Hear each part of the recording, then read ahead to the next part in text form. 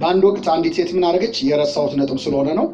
ባሏ ወደ ሩቅ ሀገር ሄዶ መርከበኛ ነው፣ በጣም ረጅም ዓመት ይቆያል እና ቆይቶ የሚመለሰው ለወራት ነው። እንግዲህ የመርከብ ጉዞ እንደምታውቁት በጣም የረጅም ዓመት ነው እና የሆነ ጊዜ በጣም ፈተና መጣባትና የባሏን የቅርብ ጓደኛ አብሯት እንዲተኛ አብሯት እንዲያመነዝር ጠየቀችው ማለት ነው። ስትጠይቀው በጣም መንፈሳዊ ሰው እግዚአብሔርን የሚፈራና በጸሎት የተጋ ራሱን የገዛ ሰው ስለነበር ምን አላት? እኔ ፈቃድሽን ልፈጽምልሽ አልችልም፣ ግን ማን ነው እችላለሁ፣ ደስ ይለኝ ነበር አብሬሽ ብሆን፣ ግን አንድ ችግር አለ። በመርከብ እየተሳፍሬ እየሄድኩኝ ያለ ስለት ነበረብኝ፣ የሆነ አደጋ ደርሶብኝ ከዚህ ካወጣኸኝ 3 ወር ጾማለሁ ብዬ ነበር እና አሁን 2 ወሩን ጾሜ ስንት ይቀረኛል? 1 ወር ይቀረኛል እና እሱ ሳልጨርስ ሌላ ነገር ማድረግ ስለማልችል ባይሆን እንከፋፈልና 15 ቀኑን አንቺ 15 ቀኑን እኔ እንጾምና ከዛ እንደፈለግን እንሆናለን አላት። እሺ አለች። ከጧት እስከ ማታ ነው የሚጾመው አላ መጾም ጀመረች። ልትጸድቅ ነው የምትጾመው አይደለ? ቶሎ እንዲቀርብላ ማለት ነው። የሚገርማችሁ በ15 ቀኑ የጾም ወቅት ይቺ ሴት ውስጧ የነበረው የዝሙት ሐሳብ ምን አለ? ሸሸ። ወታጸምም ኩሎ ፍትወታት ዘሥጋ፣ የስጋን ምኞት ሁሉ ጾም ጸጥ ታደርጋለች። ከዛ በኋላ መጣ እግሩ ስር ተደፍታ ይቅር በለኝ ያለችው እና በጾም መትጋት፣ በጸሎት መትጋት፣ መንፈሳዊ ሕይወትን መጠበቅ ጋብቻን ይጠብቃል ከማመንዘር። ሁለተኛው ቅናት ነው። በቅናት ምክንያት ሰዎች ሊለያዩ ይችላሉ። ባልና ሚስት የሆነ ያህል የመቅናት ነገር ሊኖራቸው ይገባልም ተገቢም ነው። መጽሐፍ ቅዱስ ይህን ይፈቅዳል። እግዚአብሔር በአምልኮቱ ጎልማሳ በሚስቱ ሲመጡበት አይወድም ይባል። ያ ቅናት ከመውደድ ነው። አንድ ወንድ ተነስቶ እኔ ምንም ቅናት የለብኝ እሷ እንደፈለገች ብትሆን ካለ ችግር አለ ማለት ነው፣ ወይ የሆነ የጤና ችግር አለ ማለት ነው። ምንም የማይመስለው ከፍቅር በመነጨ የሚሆን ቅናት አለ። ግን የአንዳቸውን የቅናት ስሜት የማጥፋት የማስቀረት ኃላፊነት ተሰጥቷቸው ከኔ ጋር በሉ። እንደ ማህተም በልብህ እንደ ማህተም በክንድህ አኑረኝ። እንደ ማህተም በምን እንደ ማህተም አኑረኝ ይላል። ከዛ ፍቅር እንደ ሞት የበረታች ናትና ቅናትም እንደ ሲኦል የጨከነች ናት። መኃልየ 8:6 ላይ እንደ ማህተም በልብህ ማለት ሚስት ነች ለባሏ የምትለው እንደ ማህተም በልብህ አኑረኝ፣ ሁሌ አስበኝ አስታውሰኝ። እንደ ማህተም በክንድህ አኑረኝ ደግሞ ማለት የሚታይ በልብህ መውደድ ብቻ ሳይሆን ፍቅርን በውጭም ምን በለው ግለጸው፣ ሰዎች ፊትም ተናገረው። አጠገቤ እያለህም ከአጠገቤ ሳትሆንም በልብህም በፍቅር አስበኝ፣ ከኔ ከራክም በኋላ ደግሞ በክንድህ አኑረኝ እንደ ማህተም። ለምን? ፍቅር እንደ ሞት የበረታች ናትና። እውነት ከወደድከኝ እንደ ሞት ስለምትበረታ ፍቅር አትረሳኝም። ስለዚህ እንደ ማህተም በልብ እንደ ማህተም በክንድህ አኑረኝ። ቅናትም እንደ ሲኦል የጨከነች ናት ይላል። ቅናት እንደ ሲኦል ክፉ ነገር የለም፣ ያን ከማየት ይሰውረን እግዚአብሔር። ስለዚህ እንደ ሲኦል ጨካኝ ነች። ሰው ቅናቱ ሲገባ ብዙ ክፉ ነገር ይሰራል። ስለዚህ እንደ ማህተም በልብ እንደ ማህተም በክንድህ አኑረኝ ይላል። እንዳትበድል አትቅና ይላል መዝሙር 37:8 ላይ።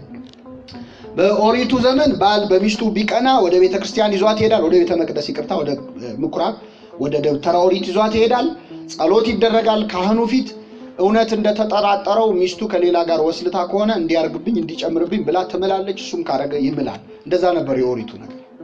በዚህ ምክንያት ብዙ ሴቶች ተቀስፈዋል፣ ብዙ ወንዶች ተቀስፈዋል።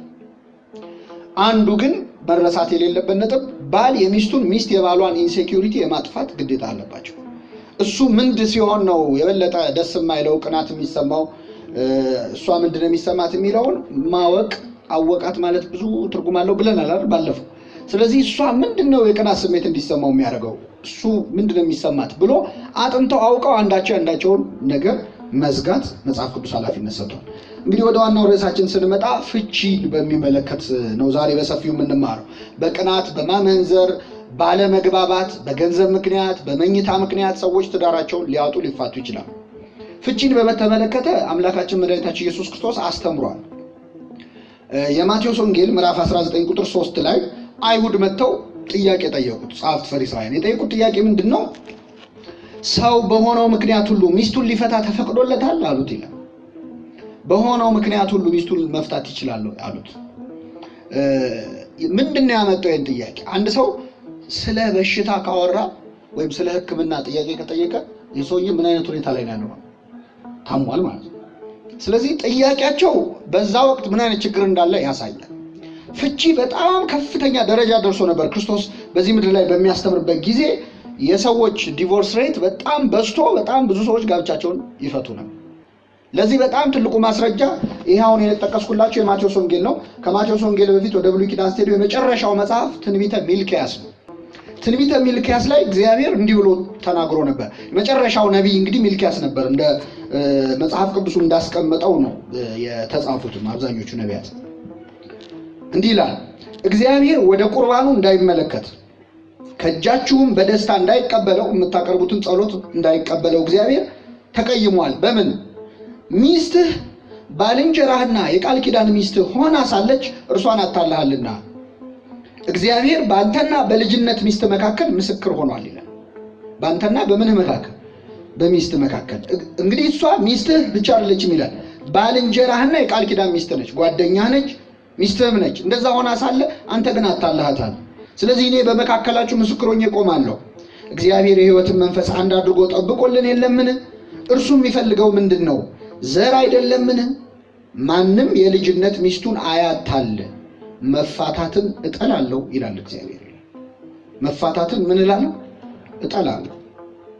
በዚህ ደረጃ መባችሁን፣ ጸሎታችሁን፣ ቁርባናችሁን አልቀበልም እስኪል ድረስ ሰዎች በፍቺ በጣም ተበላሽቶ ነበር ህይወታቸው። ብዙ ወንዶች እየተነሱ ሴቶችን ይፈቱ ነበር፣ ሴቶቹም እንደዛው። በዚህ ምክንያት ወቅቱ የሚፈቅደው ጥያቄ ነው። አይሁድ መጡና ምን አሉት? በማንኛውም ምክንያት ሁሉ ሚስቱን ሊፈታ ተፈቅዶለታል ሰው አሉት። ግን ጥያቄው ላይ በእውነት የሰይጣን ጸባይ ነው ያላቸው። ሰይጣን ነው እንደዚህ አይነት አጠያየቅ የሚጠይቀው።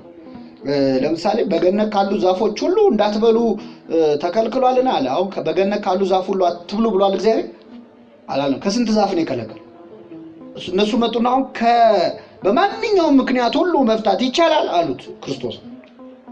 ክርስቶስ ከዚህ በፊት ስለ ፍቺ ተናግሮ ያውቃሉ? ያው ያውቃል። የማቴዎስ ወንጌል ምዕራፍ 5 ላይ የተራራው ስብከት የምንለው በዚያ ስብከት ላይ ስለማመንዘር በደንብ ተናግሯል። ሙሴ አንድ ሰው የዕዳ ጽሕፈት ጽፎ ፍቺ እንዲያደርግ ፈቅዷል። እኔ ግን እላችኋለሁ ሴትን ያየ በልቡም የተመኘ ምን አለ? አመነዘረባት። የሚፈታትም አመንዝራ ያደርጋታል፣ የተፋታቸውንም ያገባ አመንዝሯል ብሎ ተናግሯል ክርስቶስ። ይህን እንደተናገረ ቆመው ሰምተዋል። አሁን አረሳስተው ደግሞ ሌላ ጥያቄ መጠየቃቸው ነው። ሰው እንዲፈታ ተፈቅዶለታል ብለው ጠየቁት። አሁን መልስ የጠበቁት ምን መሰላችሁ? ተፈቅዷል ካለ እንዴ ባለፈው አልተፈቀደም ብለህ እዛ ተራራ ላይ አላስተማርክም? በቃ አንተ አንድ አይደለም ትምህርት ማለት ነው ሊሉት። አልተፈቀደም ካለ ደግሞ ሙሴ ጽሕፈቷን ሰጥቶ ይበል የሌለ ወይ ኦሪት ልትሽር ነው ለካ የመጣው ሊሉት እችን አስበው ነው የመጡት ወደ ክርስቶስ።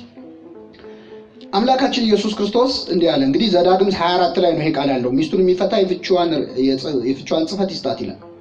ክርስቶስ ደግሞ ያለ ዝሙት ምክንያት ሚስቱን የሚፈታ አመንዝራ ያደርጋታል ነው የሚለው። ክርስቶስ መልስ ሰጠ። እንዴት ነው ስለ ፍቺ ምንድነው የምታስበው ሲሉት፣ ፈጣሪ በመጀመሪያ ወንድና ሴት አደረጋቸው። ስለዚህም ሰው እናትና አባቱን ይተዋል፣ ከሚስቱም ጋር ይተባበራል፣ ሁለቱም አንድ ስጋ ይሆናሉ የሚለውን ቃል አላነበባችሁምን? ስለዚህ አንድ ስጋ ናቸው እንጂ ወደፊት ሁለት አይደሉም። እግዚአብሔር ያጣመረውን ሰው አይለየው አለ። ከኔ ጋር ናቸው አይደል? ቃሉ መልሱ ይሄ ነው። በቃ ጥያቄው ምንድነው? ሰው ሊፈታ ተፈቅዶለታል ነው የክርስቶስ መልስ። በመጀመሪያ እግዚአብሔር ወንድና ሴት አደረጋቸው ወይም አድርጎ ፈጠራቸው። የተመለሰ ይመስላችኋል? ጥያቄው ስታዩት አይመስልም። ምንድነው ያለው ክርስቶስ? የመጀመሪያው እግዚአብሔር በመጀመሪያ ምንና ምን አደረጋቸው? ወንድና ሴቶች አላረገ። ወንድና ምን? አንድ ወንድ ለአንድ ሴት ነው እንጂ ብዙ ሔዋኖች ለአንድ አዳም አይደለም የተፈጠሩት። ስለዚህ ፍቺ አድርጎ ሌላ ጋብቻ ማግባትን እግዚአብሔር አስቀድሞ ሲፈጥር ምን አላለው? አልፈቀደውም ነው። ወንድና ሴት አድርጎ ነው የፈጠረው። ማለት አንድ ወንድ ለአንዲት ሴት፣ አንዲት ሴት ለአንድ ወንድ ብቻ ነው። በዚህ አጋጣሚ ወንድና ወንድም አድርጎ አልፈጠረም አይደለም። ሴትና ሴትም አላደረገም። እንግዲህ ለግብረ ሰዶምም ልንጠቅሰው ይችላል። ግን እዚህ ላይ ስለ ፍቺ ስለነበር ወንድና ሴት አድርጎ ፈጠረ አለ። አዳም እንዲያማርጥ ቢፈልግ ኖሮ 5 ሔዋኖች ነበር የሚፈጥረው። በእርግጥ አጥንቱ ያልቅ ነበር ተለቅሞ። ግን ቢሆንም አንዲት ሔዋንን ለአንድ አዳም ነው ያመጣው። ይሄ አንደኛው ነጥብ ነው። ሁለተኛ አዳም ሲያያት ይህች አጥንት እነዚህ አጥንቶች ከአጥንቶቼ ናቸው አላለ። ስለዚህ ስንት ሴት ነች ለአንድ ወንድ የምትገባ? አንዲት ሴት ብቻ እንደሆነ አታውቁም? አላነበባችሁም? አለ። ከዛ ሲጨርስ ምን አለ? ሁለቱም ስንት ስጋ ይሆናሉ? የተጠየቀው ስለ ፍቺ ነው። ባልና ሚስት መፋታት አለባቸው ወይ ተብሎ ሲጠየቅ ስንት ስጋ ናቸው? መፋታት ማለት አንዱን ስጋ ለሁለት መክተብ